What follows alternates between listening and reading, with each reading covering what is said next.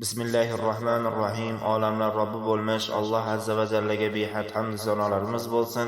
Muhammad Mustafa sallallohu alayhi vasallamga bitmas, tuganmas salovatlarimiz bo'lsin. Mana Ramazonda ham 19-darsiga siz azizlar bilan ko'rishib turganimizdan g'oyat xursandmiz. Sizlarga assalomu alaykum va rahmatullohi va barakatuh deb qolaman. Ramazondagi 19-darsligimiz Ramazondagi isrofning ko'rinishlari deb ataladi.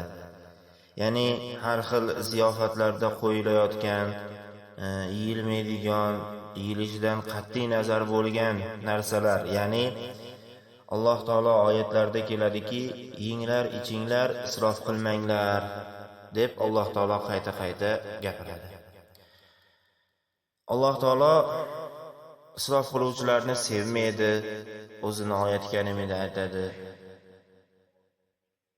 Va isrof qiluvchilarni Alloh taolo yaxshi ko'rmasligini va Robbisiga o'ta noshukrlarni sevmasligini ham Alloh taolo oyat karimlarida sizlar bilan to'xtalib o'tamiz shu darsligimizda.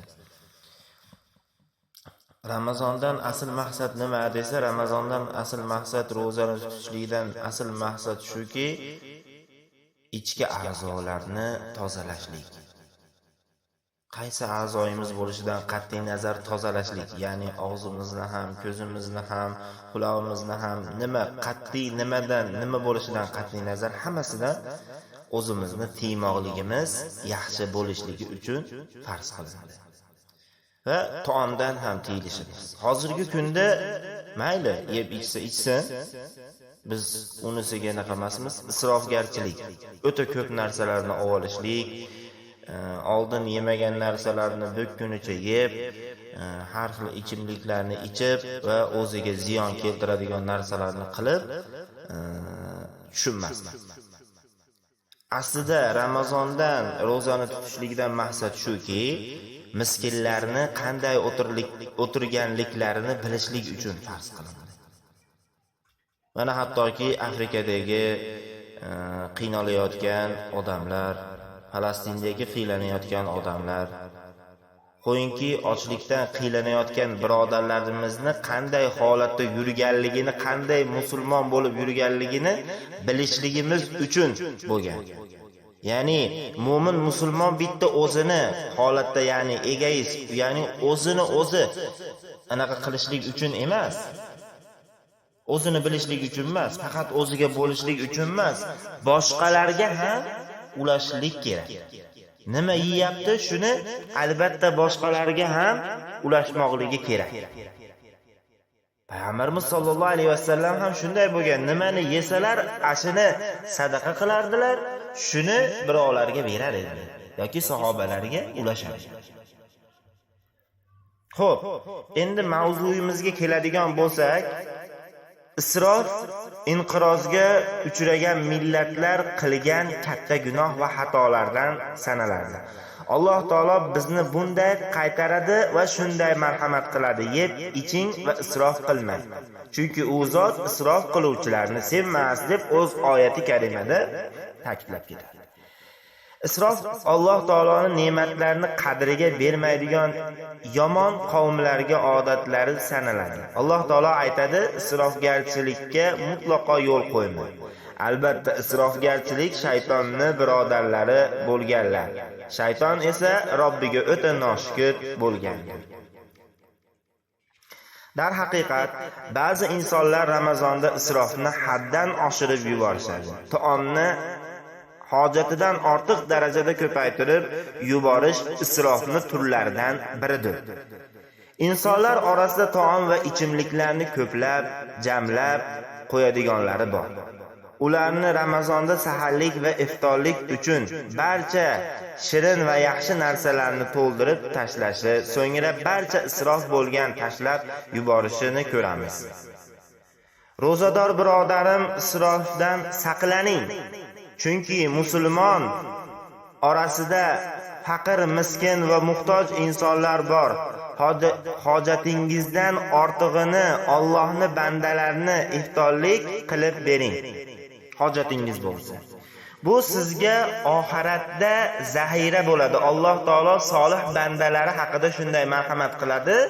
O'zini kalomida o'zlari taomni yaxshi ko'rib tursalar ham uni miskin, yetim va asirga beradilar. Albatta biz sizlarni faqat Allohning roziligi uchun ovqatlantiramiz. Buning evaziga sizlardan mukofot yoki tashakkur xohlamasmiz. Albatta biz qo'rqinchli, shiddatli uzun kundan o'z Robbimizdan qo'rqamiz deb ayting. Rasululloh sallallohu alayhi vasallam aytadilar, qiyomat kuni Alloh taolo aytadi: "Ey odam bolasi, och qoldim, taomlantirmading. U sen olamlarni Robbisi bo'lsang, sen qanday taomlantiraman?" deydi. U bilmadingmi, falon bandam och qoldi, sen uni taomlantirmading. Agar taomlantirganingda uni mening huzurimda topgan bo'lar eding deydi.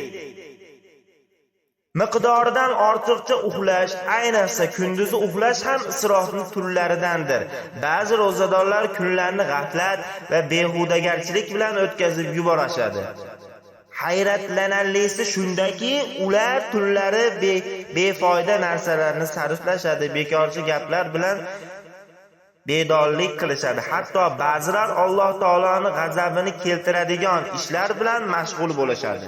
Hayit kuni uchun tayyorgarlik ko'rishdan isrofgarchilik qilish, uzun tadqiqotda yuqori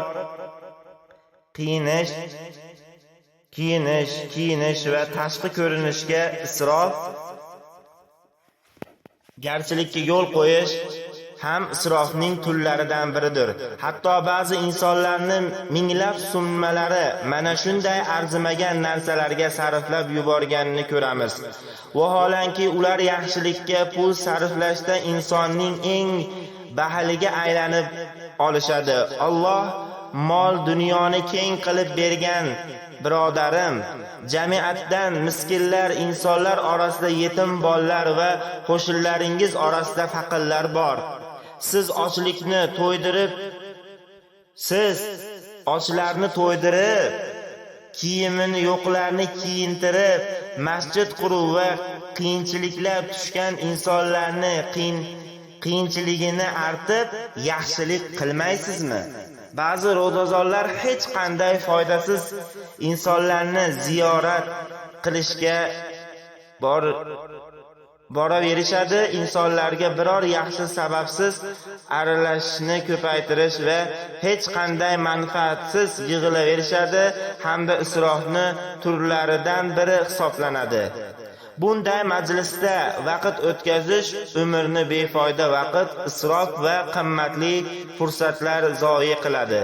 Bu holat oyat karimda zikr qilgan insonning u dunyoda qilgan kamchiliklarimizga hasrat nadomatlar bo'lsin deb Alloh taolo o'zi kalomida aytadi. Deyishga o'xshaydi. Ibodat, tilovat, zikr, ilm olish va boshqa yaxshiliklar zamoni bo'lgan Ramazonda o'yin, kulgu va bekorchi o'yinlar bilan mashg'ul bo'lish ham isrofning turlaridan biridir. Hatto ba'zilar vaqtini bunday bekorchi narsalarga sarflashga infoq ham qilib yuborishadi. Bu esa katta tiyilish kunidan hasrat, nadomatga sabab bo'ladi. Ko'pchilik insonlar isrofni bir qancha turi mavjud. Ba'zilar gunoh va ma'siyatga isrof qilishdan, bu esa xatarli va zararli isroflardandir. Ba'zilar vaqtlarini isrof qilishadi va kuni turli xil joylarga sarflab yuborishadi. Qiyomat kuni eng ko'p hasrat va nadomat chekadiganlar aynan shu insonlar bo'lishadi. Ba'zilar kiyim-kechak va oziq-ovqat isrofiga yo'l qo'yadi. Bu esa ularga faqatgina baxtsizlik va mahzunlikni ziyoda bo'ladi xolos. Ba'zilar esa vaqtni turli o'yinlarda sarf qilib yuboradi. Ular hayotlarida muvaffaqiyatsizlikka uchragan kishilardir. Alloh taolo tavfiq va hidoyatni so'raymiz. Alloh taolo barchalarimizni isrof qiluvchi bandalardan qilib qo'ymasin. Gunohlarimizni o'zi mag'firat aylasin. Mana Ramazonni ha demay 19-kunligi ham tugab bormoqda. Hech qancha qolmadi. Boring, 10 kun, 11 kun qoldi. Ha demay bu kunlar ham o'tib ketadi. O'zimiz yeb turgan narsalarimizdan xayr ehson qilmoqligimiz zarur.